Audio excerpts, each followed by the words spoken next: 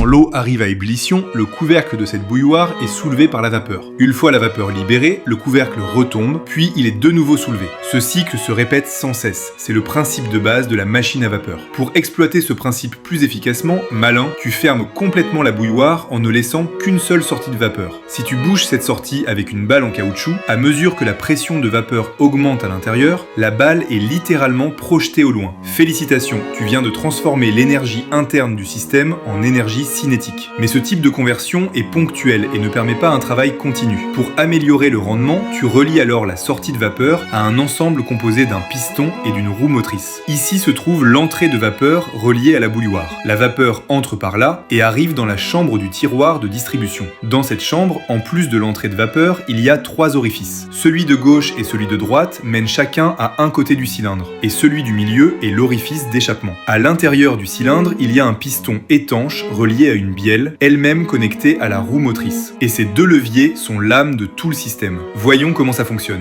Au départ, le piston se trouve complètement à gauche du cylindre. Dans la chambre du tiroir de distribution, un élément en forme de petite cuvette, c'est le tiroir, ferme les orifices de droite et du milieu, créant un passage fermé. Quand la vapeur arrive, seul l'orifice de gauche est ouvert. La vapeur entre alors dans le cylindre par la gauche et pousse le piston vers la droite. La bielle entraîne la rotation de la roue motrice. Pendant ce mouvement, le gaz situé à droite du piston est comprimé, renvoyé vers le tiroir, puis évacué par l'orifice d'échappement. Lorsque le piston atteint l'extrémité droite, attention, c'est le point clé. La bielle actionne le levier du tiroir de distribution, ce qui fait coulisser le tiroir vers la gauche. À ce moment-là, le tiroir ferme l'orifice de gauche et celui du milieu, et la vapeur ne peut plus entrer que par l'orifice de droite. La vapeur pénètre alors dans le cylindre par la droite et pousse le piston vers la gauche. Ce mouvement fait non seulement tourner la roue motrice, mais il chasse aussi le gaz présent à gauche du piston vers l'orifice de gauche, puis vers l'échappement. Quand le piston revient complètement à gauche, la bielle actionne de nouveau le levier, le tiroir se déplace encore et referme l'orifice central et celui de droite. Le cycle recommence. Tant que la vapeur est fournie en continu, le piston effectue un mouvement de va-et-vient, la roue motrice tourne à grande vitesse et la machine délivre une puissance mécanique vers l'extérieur. Félicitations, tu viens d'inventer la machine à vapeur, celle qui a permis à la société humaine d'entrer officiellement dans la première révolution industrielle.